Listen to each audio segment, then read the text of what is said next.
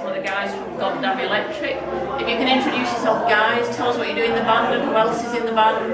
Yeah, I'm Tommy, I'm vocals. I'm Justin, I play bass. We're missing Al on guitar and Dave on drums. Now, is Dave new? Because I've seen you before and he looks like doesn't look familiar. He is new. He's a new drummer. Yeah, Dave joined towards the end of last year after our original drummer Gav. We just kind of parted ways, didn't we? I think. Yeah. Best way. No, definitely not. I work with Gav, you know. I'm really good friends with him still. I think we've been together 3 years, and I think in that time our lives have changed a little bit. So before probably settled down a little bit more, and so it just one of those things, wasn't it? Yeah. Just a natural progression, really, more than anything. Yeah. So, were you guys in bands before Goddamn Electric, or? Not me. No, my first band. But I've been in bands for years. I've been in bands since I was 17, so about 11, 12 years, sort of playing various different instruments along the way, different styles. But yeah.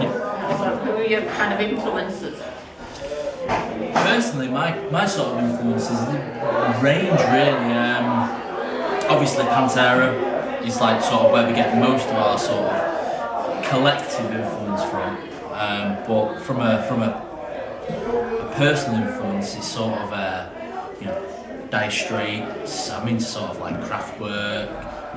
Everyone laughs at this, but Phil Collins, Genesis. Quite a bit of like new modern like singer-songwriter stuff. I grew up sort of in my teens listening to a lot of hardcore, like Poison the Well, Converge, stuff like really heavy stuff, like Pig Destroyer, Dillinger Escape Plan, things like that. But sort of mellowed out as I've gotten older, and sort of so not so much now. And do you write most of the music and the lyrics, or is it collective? It's 100% sort of four ways, It's one of those we probably write the majority. What we contribute is pretty much the majority of our own instrument, I would say. I mean, there's no boundaries and there's no set way, but traditionally I think it starts with a... It never works when I come to the practice room and say, guys, I've got a song from start to finish. Yeah. It never works, because it's like, well, that's your song, but it only ever works with, guys, I've got a riff, Al's got a riff, Dave's got a drum beat, Tommy's got some lyrics. Only then does it work. Like, I don't know whether we're all stubborn or whether we all just like to put 100% in, but no one ever comes to the room with like a complete song and says, well, this is it, this is what we're gonna do. So you kind of get together and jam, and it sort of evolves from that kind of thing? Yeah, pretty much, yeah. Like, we sort of like jam it out a few times, go through the set, jam it out, go through the set. It's a really long writing process, but we always sort of have like 4 or 5 songs going at once. We don't sort of have like just writing one song. It's always like 4 or 5 ideas, and then by the time we come to the end of it, it might take like 2 months, but we've got like 5 songs wrote in that short space of time. So it's sort of it's a really bizarre way in which we write, isn't it? Really, we sort of. I think we can probably go through a few months without really writing anything, and then maybe in the space the same sort of time we'll make up for like 4 or 5 songs. I think from when we started to where we are now, the music we try and write, we've never made a conscious effort to write a particular style, but from a lyrical point of view, I think we try and not come up. I think when we first started, probably I was guilty of doing it, of thinking what should I be singing about, what do I think would suit the style of the band, as opposed to now where I think we're old enough to think, write something that maybe means something to you, because you're going to perform it, and you want people to judge it. So I think the music we do now is a little bit more personal and probably better to judge us as a band. I would say, even though we've not really played much. Yeah, that's true. So how many albums have you had out?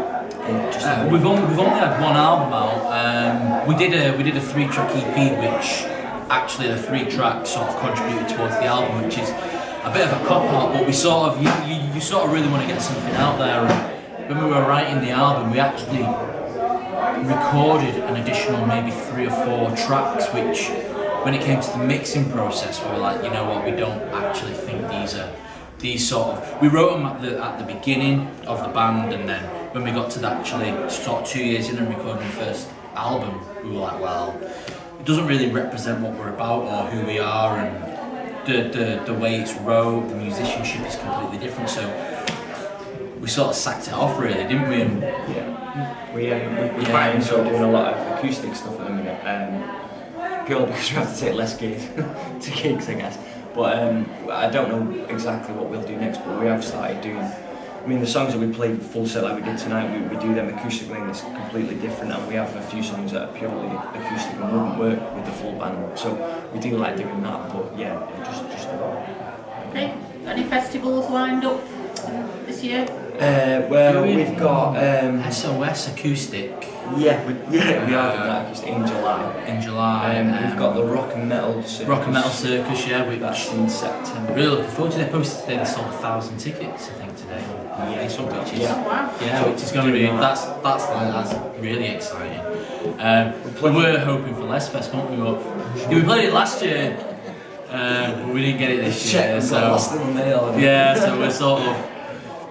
We got our fingers crossed for that because we really enjoyed that. It was a great festival last year. We're playing Grand Central in Manchester as part of that Woodstock Metal to the Masses, but I mean that we're just kind of playing. It's a good venue to play. It's a local one, so yeah, it's a great we're venue. not relying on anything.